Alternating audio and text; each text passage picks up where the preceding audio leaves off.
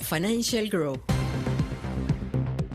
Bien, y hoy es martes con Marta Luna, nuestra queridísima amiga de la casa, consentida, licenciada Marta Luna. Nos encanta estar aquí con usted porque aprendemos todos los martes de un tema diferente. Y hoy vamos a hablar precisamente de la declaración jurada, de la cual hay algunas personas que todavía cuando le hablan de declaración jurada, esto cómo se come, esto qué es, qué debo hacer, qué pasos dar, qué documentos deben acompañar a la misma, quién debe presentar la declaración jurada, por qué es importante presentar la declaración jurada, entre otros ítems que usted nos va a aclarar. Así es que los micrófonos son suyos, licenciada.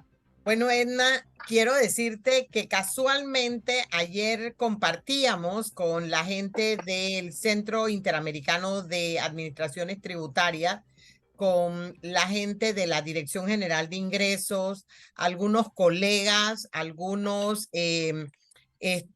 universidades, Meduca, precisamente de la importancia de la cultura tributaria. ¿Por qué, Sí. Edna?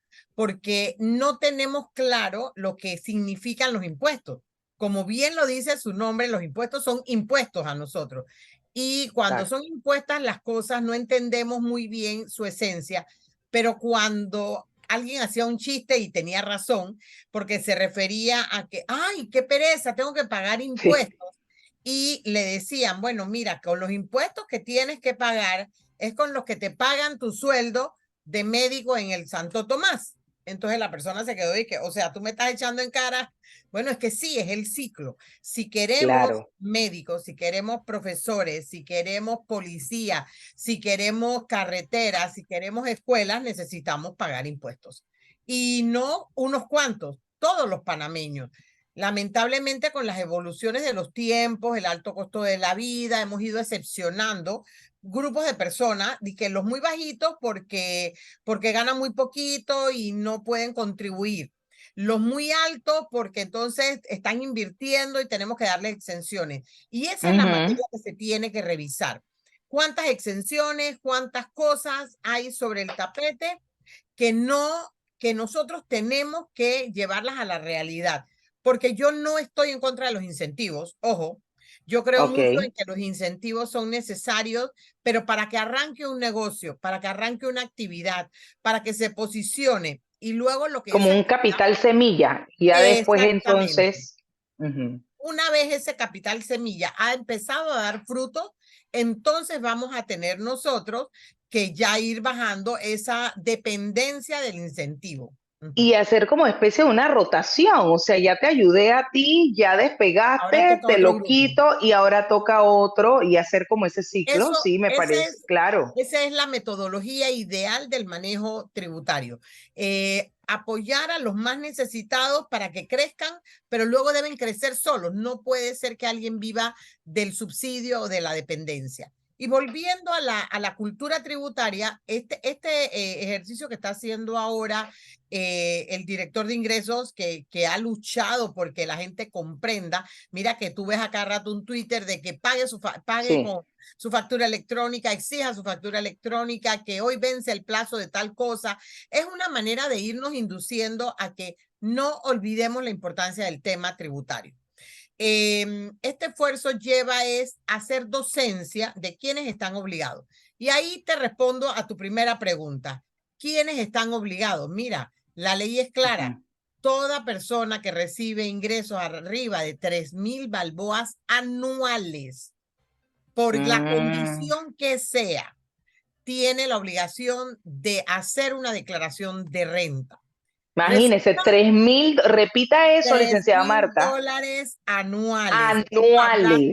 De que el señor que corta jardín y gana $250, wow, al final del año tiene que hacer una declaración de renta de los $3,000 que se ganó, menos la huira que compró y menos la gasolina que compró, cuánto le quedó a él. Y le quedaron 100 dolitas. Con esos 100 dolitas de ingresos, finalmente, de ingresos menos gasto, vamos a ser exagerados, ¿no? Tiene que pagar un 2,75%, que es el seguro educativo. Pero de ese señor que limpia jardín y que tuvo ingresos por $3,000 y que tuvo gastos por 2,000 y tantos, ese señor está contribuyendo al seguro educativo, que con el seguro educativo le llega la educación de sus hijos, porque el seguro educativo es el que fomenta el IFARU y todos los programas que desarrolla el IFARU. Entonces, si tenemos claro que de mi aporte estoy beneficiándome para mi propio crecimiento, entonces vemos que sí, una cosa es hacer la declaración y darme cuenta cuánto me estoy ganando. Este año me gané $3,000. El otro año la presunción es que me debo ganar 3,400, 3,500. En ese análisis, igualmente, Edna, yo me voy a dar cuenta que de repente estoy gastando mucho en combustible y mucho en implementos y me está quedando muy poquito. Si me está quedando muy poquito, algo en mi operación no está dando resultado. Entonces, a lo mejor yo no tengo que limpiar un jardín y ganarme $250, sino que Sino limpiar mucho promover más. exactamente. Entonces, yo decía ayer, todo lo que no se mide resulta un problema. Si nos acostumbramos a medir nuestros servicios y la mejor manera de medirlos es la factura, la presentación de un resumen anual, la declaración de renta. Entonces, volviendo al tema, ¿quiénes están obligados a presentar declaración de renta? Los que reciben más de un ingreso, los que son independientes, y aclaro, más de un ingreso, yo puedo ser profesora en la mañana de Meduca con retención de salario y profesora universitaria que también me retengan salario. Pero eso me obliga a sumar ambas fuentes. ¿Por qué sumar ambas fuentes? Porque en cada una de ellas, como son aisladas, me han hecho una exención o una rebaja de mi obligación en los primeros 11,000 balboas de un asalariado. Entonces, si tú observas, al unir Pero los dos ingresos, ajá, alto ahí, licenciada, pero si de todas maneras en cada cheque le hacen el descuento del seguro social, seguro educativo, con renta, todo y eso, renta debe presentar declaración. claro que sí, por lo que te estoy ¿Por qué? explicando. Por lo que te estoy explicando, y esto ha sido el error más grande de no haber hecho docencia. Es correcto. Cuando a mí me calcula la universidad mi ingreso, me dijo que Ujú, yo voy a tener 6 materias y que me voy a ganar 1,000 balboas mensuales, o sea, $12,000 al año. Pero ujú, como 11,000 para la universidad no son gravables, yo solamente voy a pagar impuestos por 1,000 balboas. ¿Ok? Me van a ujú. calcular mi 15% de 1,000 balboas, $150. Pero resulta que en la escuela privada o en la escuela pública me gano $2,000. Y ahí me van a hacer la misma operación. 2 por 12, 24, menos 11, voy a pagar impuestos sobre $9,000. Entonces resulta que yo estoy ganando $24,000 en un lugar, 1,000 en el otro, que son 36, o sea, 12,000 en el otro, que son 36 anuales, y me están quitando en impuestos solamente el equivalente a 150 y a los 2,000, a los 24 menos 9, que serían 9,000 balboas al 15%.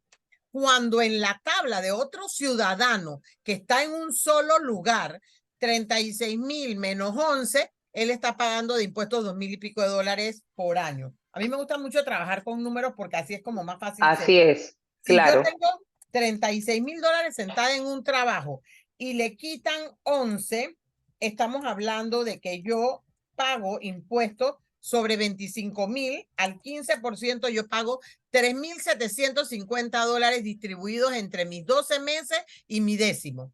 Mira, ahí pagué Ujú. 3,750. En el ejemplo que te dije antes, tengo una persona en una escuela ganando 24,000, donde al calcularle, solo le calcularon impuestos por la diferencia. Esa persona pagó 1,950 más 150 en el otro trabajo, pagó $2,100.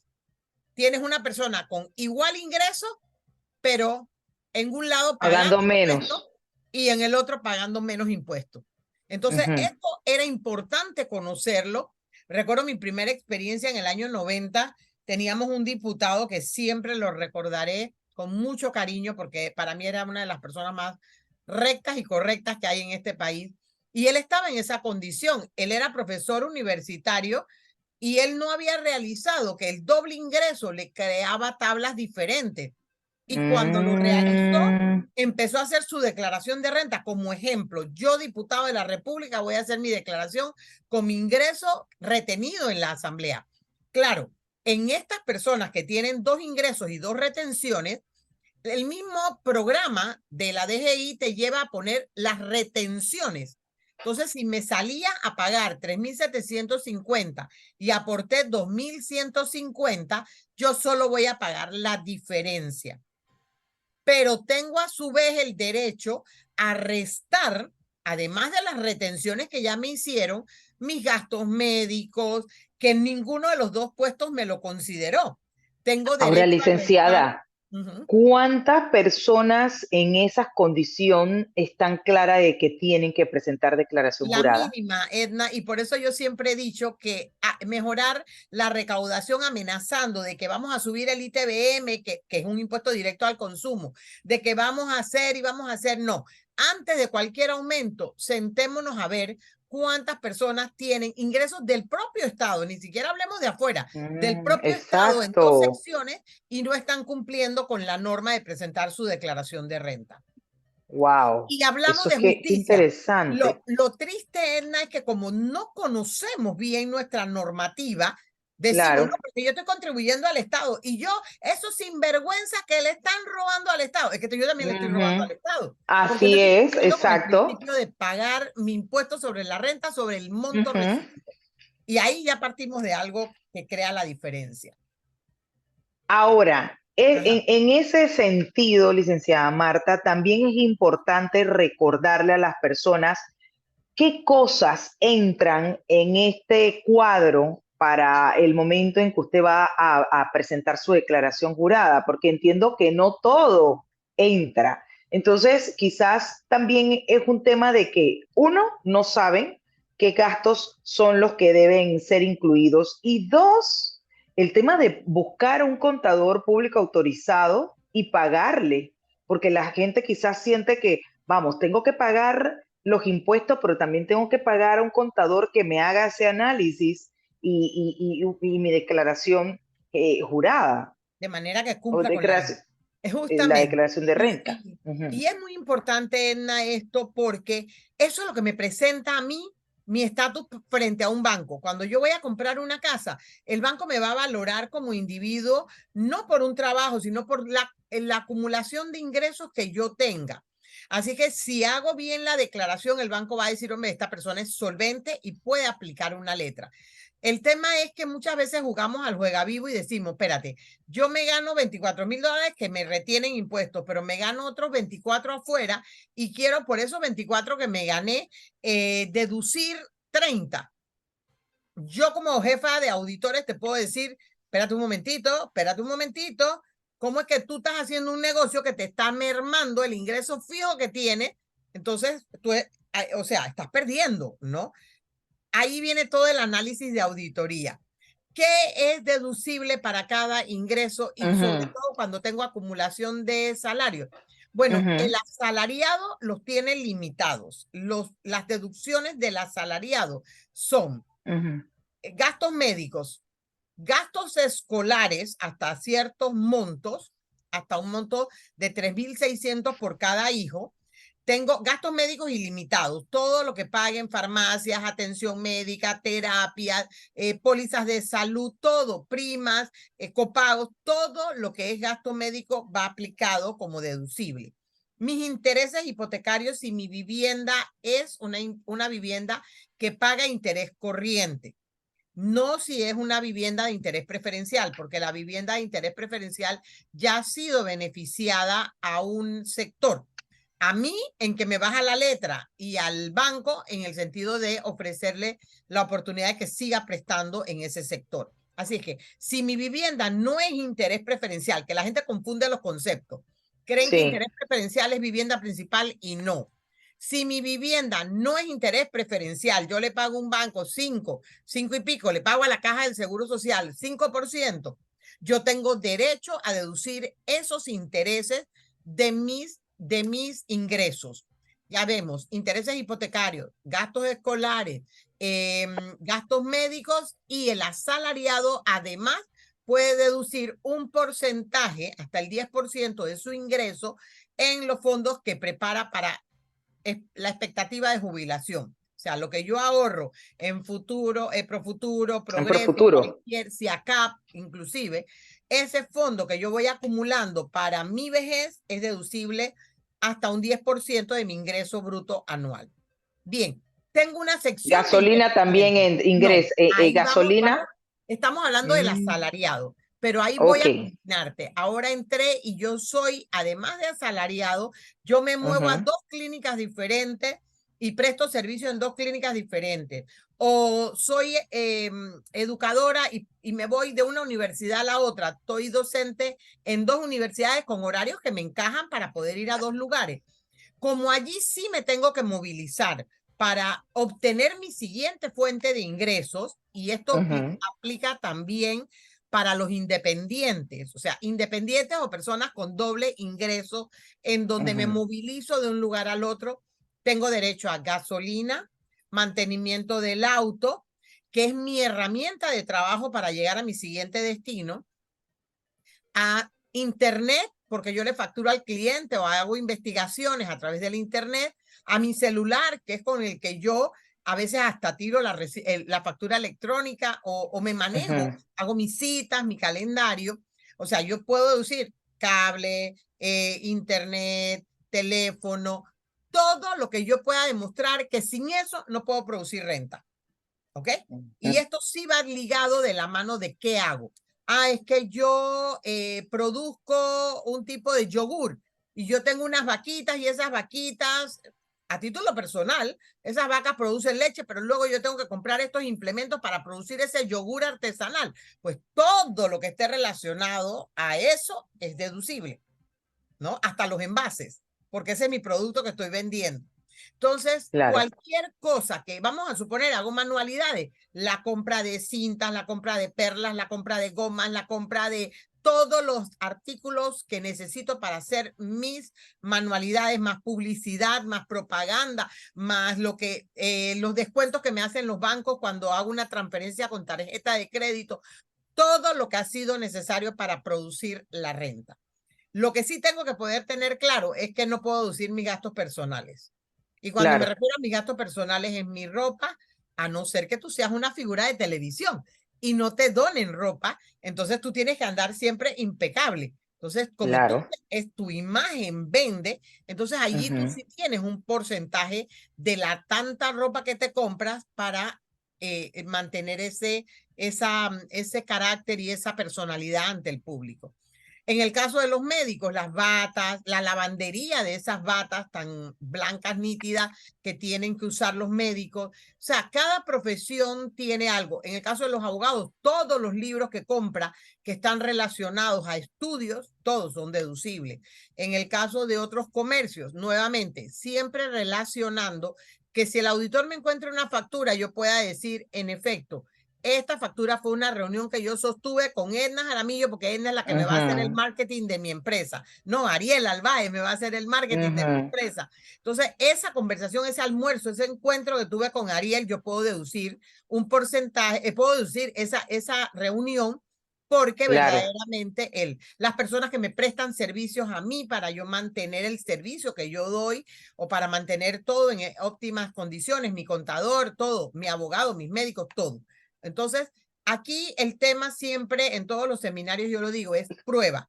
¿Qué puedo probar? Los servicios médicos, licenciada Marta, en la persona independiente no Natural, aplican. independiente también. Por eso te Aplican digo, los servicios médicos. igualito, los médicos, además de los que vimos en las personas naturales, médicos, Ujú. escolares, Profuturo, y demos todos los otros que pueda justificar que son Ujú. necesarios para la producción de mi renta.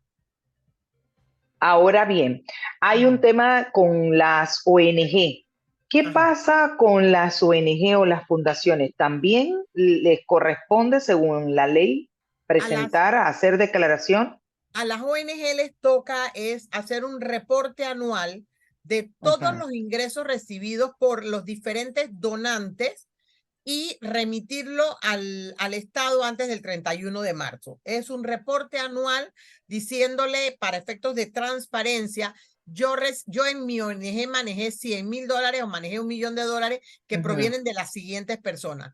Puede haber unas cuantas donaciones que se dan a título, no quiero que sepan que yo estoy donando, pero la ONG sí sabe que vienen de buena fuente.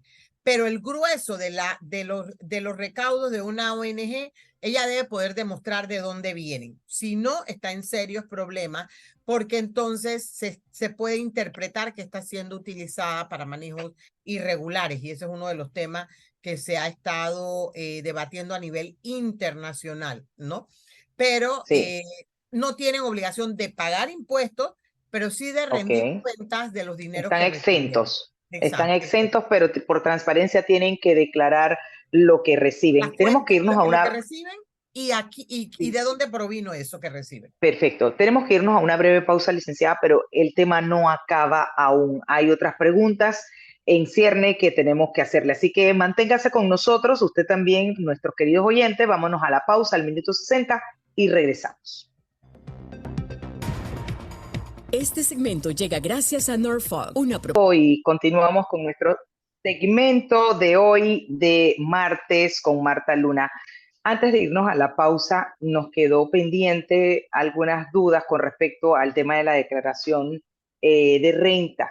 A ver, ¿qué pasa si nuestro contador prepara la declaración y no la presenta? ¿Eso es una posibilidad?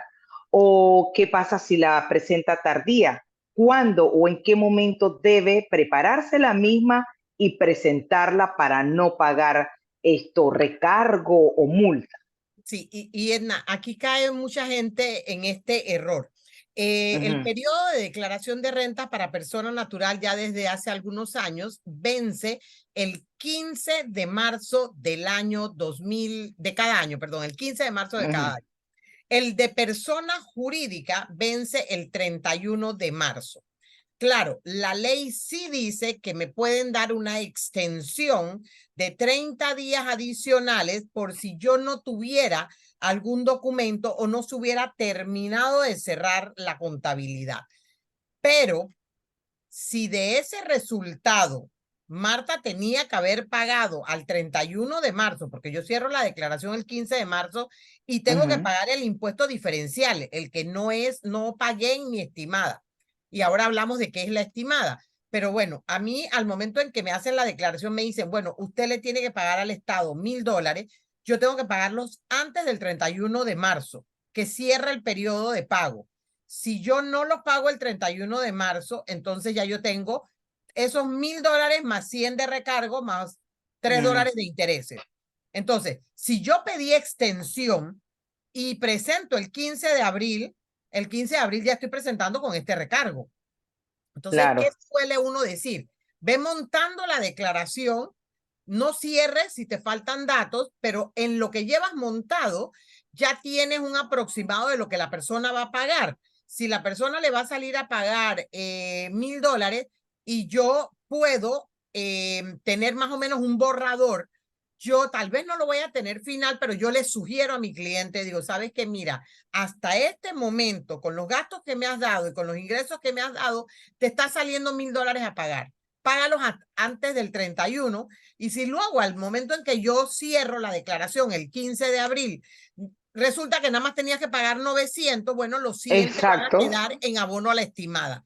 Pero si no lo Caramba. pagaste, Sí, esos 1,000 se me van a convertir en 1,100 y pico, ¿no? Entonces ahí es donde claro. uno juega con que, no, porque es que yo pedí prórroga, sí, pediste prórroga, pero ya automáticamente estás pagando 10% de lo que te sale a pagar de recargo más intereses.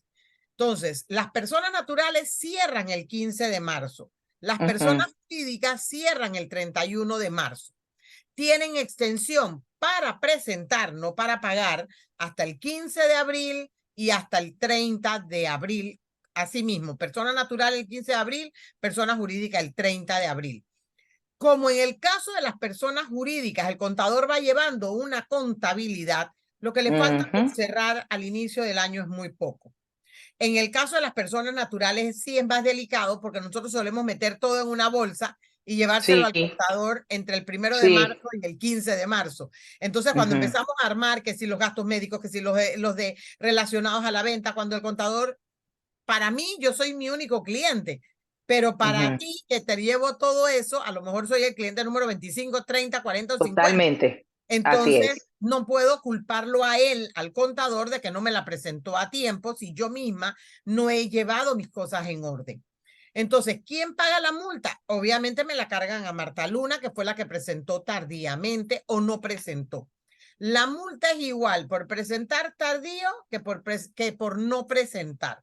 Cuando me alcancen porque no la presenté, voy a pagar la multa, y lo que no es igual es que los intereses van corriendo desde marzo, que debí pagarlos, hasta el día que la presente. Si la presento en abril, a lo mejor solo tengo el 10% de recargo y $5 de intereses. Pero si la presento en junio, voy a tener el 10% de recargo, pero a lo mejor $200 de intereses por el tiempo transcurrido de marzo a junio. Entonces, eso es importante que la gente lo sepa. Que no porque haya una prórroga yo me puedo sentar a esperar para, no, me lo mando con calma en la prórroga. No, ya la prórroga me trae un 10% de recargos e intereses por no haber presentado y pagado en tiempo oportuno. Y pasaría, por ejemplo, que la persona pues desconozca de estos rubros que usted mencionó, que son bastantes. El tema de la gasolina, el mantenimiento del Mantenimiento, auto. alquileres, luz, agua. Porque si Exacto. tengo, si tengo un punto donde yo trabajo, si yo voy Ujú, flotante, si yo soy un independiente flotante, tal vez tengo solamente el cable que lo necesito para hacer mis claro, facturas y mi internet. Pero si yo tengo una oficinita montada en mi oficina, dentro ujú, de mi, o pagándoselo a alguien, o pagando, o dentro de mi propia casa, yo tengo un porcentaje a reconocer de ese incremento de luz por las horas que me paso sentada. Y te lo digo porque desde que yo empecé con la virtualidad, mi aire acondicionado de la casa y mi luz de la casa se dispararon. ¿Por qué así se es, dispararon? Porque yo trabajo desde casa. Entonces, claro. ahí tengo que jugar un poquito con la proporcionalidad. Ujú, Proporcionalidad, ¿qué quiere decir? Que si todo mi trabajo es en la casa, yo puedo deducir, porque yo también vivo aquí, yo cuántas horas paso en un lugar y cuántas paso en claro. otro. Pero si yo Oh, llego a ratos y me siento a hacer el repaso de todo, tú que programas tu programa, sí, tu calendario y demás, a lo mejor entonces tú sí tienes una porción de un tercio de ese consumo de luz, un tercio de ese consumo de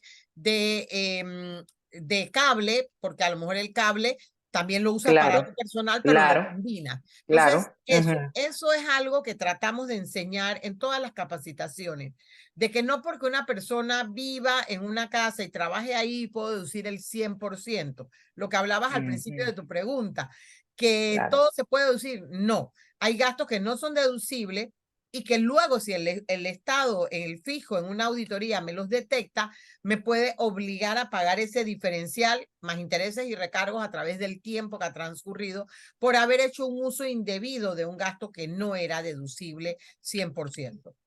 Ahora, ¿qué pasa si esa persona, a ver, comienza a hacer la declaración jurada, pero hacia atrás no presentó ninguna declaración de renta? ¿Hay alguna sanción o multa para Sí, esa mira, persona? si el Estado es el que me detecta que yo no estoy pagando impuestos, el caso que hablábamos de los profesores en dos lugares diferentes, si el Estado es el que me lo detecta, el Estado me puede alcanzar, o sea, me puede hacer una auditoría de 7 años. Si ya yo estoy declarando, pero omití declaraciones porque no sabía, porque desconocía, porque me estoy enterando, el Estado me puede auditar los 3 últimos años. Entonces, está en mí comenzar a cumplir y declarar, porque minimizo la oportunidad que tiene el Estado. El Estado tuvo su oportunidad de buscarme y no me encontró. Entonces, ahora como declarante solo me puede alcanzar 2 años. Empecé en el 23, me puede alcanzar el 22 y el 21. No me va a ir más atrás. Pero si ni siquiera me programo y arranco y digo, no, voy a empezar en el 24, bueno, pues podría ser que el Estado me llegue antes de que yo llegue al 24, o sea, enero del 25 para armar el 24, y me podrían caer los últimos 7 años. Ahora, la declaración de cada año se presenta en el siguiente año entrante. Exacto. Tú tienes un periodo de 12 meses y tienes enero, febrero y marzo para presentar la declaración diciendo, el año pasado me gané tanto y debí pagarte tanto. ¿Qué hace la declaración? Que inmediatamente mando la del año pasado.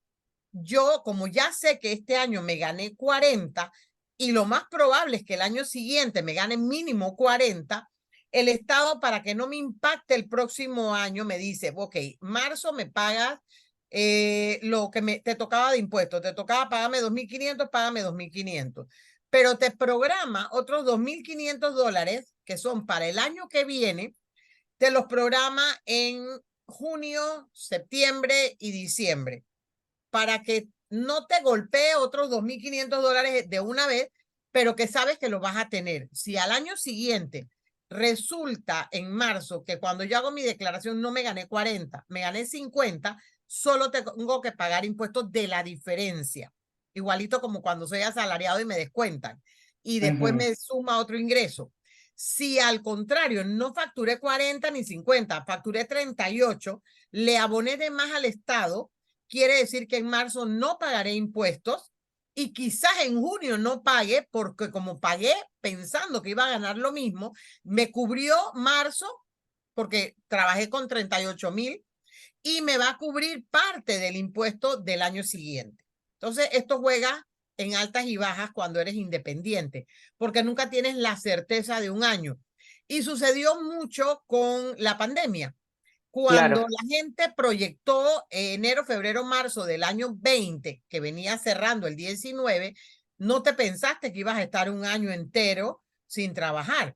Entonces hubo tanto empresas como particulares que al hacer la declaración del año 20, si cerraste desde marzo, no volviste a trabajar, ese impuesto que habías estimado del año 20, que pensabas que iba a ser un año tan bueno como el 19, entonces Sí. te duró para pagar el año 21 y el año 22, porque habías pagado de más. ¿Ok?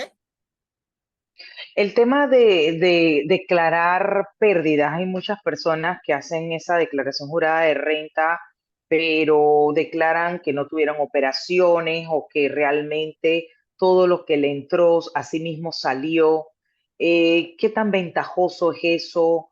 Bueno, Em, en mi opinión es buscar una auditoría gratis, ok, porque es comprensible que tú puedas tener una actividad en pérdida. Y yo las he vivido y las defiendo, porque sí las defiendo. Tuve un caso una vez, hace muchos años, de alguien que era independiente, solía armar estudios de factibilidad para proyectos y gastó una fortuna en un proyecto que él consideraba que era para él. Mediciones, agrimensores, sube y baja, distancia, porque el proyecto se iba a desarrollar en el interior, y cuando entra en la licitación la perdió. Todo lo invertido eran arriba de $50,000, pero es que el proyecto, si se lo hubiera ganado, le hubiera dado una renta de 1,300,000, ¿ok? Entonces valía la pena invertir $50,000 en la probabilidad de ganar claro, 1,300,000. Ese año así me es. recuerdo que esta persona se sostuvo porque además tenía salario, ¿no? El salario lo sostuvo, pero con esta pérdida lo que hizo fue que le produjo un crédito fiscal a la retención que le habían hecho en el empleo, ¿no? Porque entonces, como tuve pérdida, cuando lo fuimos a auditar, el auditor se molestaba, pero le decíamos, es que es igual que un comerciante que compra mercancía y no entra nadie a su tienda. Tuvo una pérdida, pero la mercancía está ahí. El estudio de Claro, factibilidad estaba allí. Todas las pruebas estaban allí. Había que reconocerle que de la renta normal, que él siempre tenía devoluciones de $1,000, este año tuvo una devolución de $20,000, ¿no? Entonces, bueno, había que devolvérselos porque realmente había sido un año de pérdida. Pero eso te puede pasar un año, Edna, y porque él se sostuvo con otro ingreso que tenía. claro. Y tú me dices a mí que yo corto cabello y que yo tengo pérdida, Y al año Todos siguiente, los años, el todos los próximo, años, lo primero que todos los años, lo primero que voy a decir es, oye señora, cierre ese negocio, váyase sospechoso. a limpiar casa o a limpiar oficinas, eso produce más que cortar cabello, ¿no? Exacto. Entonces, ese es el tema. Tú tienes que poder sustentar una auditoría y ahí es donde veo a la gente temblar. Cuando caen los Claro. auditores de la DGI, me pongo nerviosa, empiezo a gaguear, me da el estrés, me siento acosada, pero es porque yo no he llevado el orden en mis finanzas. Yo puedo tener altas y bajas y quizás gastar de más pensando que me va a ir mejor este año, sobre todo aquellos que compran ropa para vender ropa y de repente, pues, o la gente no te pagó completo o te quedaron debiendo, pero tú todo lo puedes demostrar. Aquí está la compra, aquí está lo que despaché, aquí está cuándo fue la última vez que fulana me pagó, aquí están mis cuentas por cobrar y todo lo puedes demostrar. ¿Es Bien, comprensible tener pérdidas? Sí, pero no claro. se habitúe a hacerlo de que para no pagar impuestos, porque si el Estado Ujú. me logra demostrar que yo sí tengo recursos, entonces voy a estar ya vista como una evasora fiscal o inclusive que pudiera estar en un tema de defraudación. Vamos entonces a reiterar, porque hay varias cosas que hay que reiterar. Entiendo que hay una fecha, licenciada Marta, hay un inicio del periodo para presentar la declaración jurada de renta. Vamos a reiterar esa fecha, cuándo es. Vamos a también Iniciamos. vamos a también a hacer esas recomendaciones que usted sabe hacerle a la audiencia de la importancia de hacer la declaración jurada y, por supuesto, los pasos a seguir para presentar la misma. Sí. Primero que nada, a toda la audiencia, el periodo abrió el 1 el 1 de enero, perdón, está corriendo el término para cumplir con mis obligaciones tributarias de presentar mi declaración de persona natural y de persona jurídica. Tengo hasta el 15 de marzo para presentar oficialmente o hasta el 31 de marzo si soy persona jurídica o sociedad anónima. Tengo la posibilidad de una extensión para la presentación, no así para el pago. Así es que recordar que estas fechas son importantes. Segundo, es muy sencillo. Usted tenga sus ingresos detallados y los gastos que ha tenido para llevar a cabo su negocio.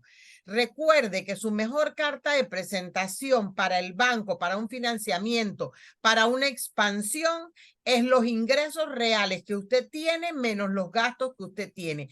Es ahí en donde el banco me mide si me quedan $1,000 o me quedan 500, si podré pagar la letra de una siguiente inversión. Porque si yo me quiero comprar un carrito y de a malas me quedan $200, jamás voy a poder comprar el carro con financiamiento bancario porque no puedo pagar la letra que me está imponiendo el banco. Entonces, tratar de ocultar la realidad para no pagar impuestos nos convierte Es en... como pegarnos un tiro al pie, ¿no? Exactamente, porque todo el financiamiento para un carro, para una casa, para un proyecto, para iniciar mi oficina, depende de cuánto yo he. Y es Ujú. hasta un retorno. El que me ve con una oficina montada no me va a decir, ay, no, Edna, yo te pago mañana, porque es que sabe que yo tengo que pagar costos. Pero si yo fuera Claro, particularmente con el maletín a atenderte, definitivamente que tú dirías, bueno, ya está igual que yo, así que yo le puedo pagar mañana. Pero parece así es. mentira. Esto nos abre puertas en lugar de cerrarnos. Entendemos que hay tal vez un disgusto al mal uso que hacen algunas instituciones de los recursos del Claro, Estado, pero esa se maneja en las urnas el 5 de mayo, el 3 de mayo, el 4 de mayo, el día que nos toca ir a votar. Ahora totalmente. con su obligación para evitar multas, recargos, sanciones y para que sea su carta de presentación para inversiones y desarrollos futuros. Nos quedamos con eso. Agradezco una vez más a Marta Luna, como todos los martes, en este segmento tan interesante, por esa docencia que hace a la audiencia de Es Cuestión de Ley en materia de ese inicio que usted tiene que, o en la jornada, o el inicio, la fecha, el periodo para presentar la declaración jurada de renta. Ya lo sabe. Como dice uno, en guerra avisada no mueren No mueren soldados. soldados. Marta, muchísimas gracias. Feliz martes, feliz tarde y nos vemos la próxima semana, si así Dios lo permite. Si Feliz así tarde. Dios lo permita. Saludos. Saludos.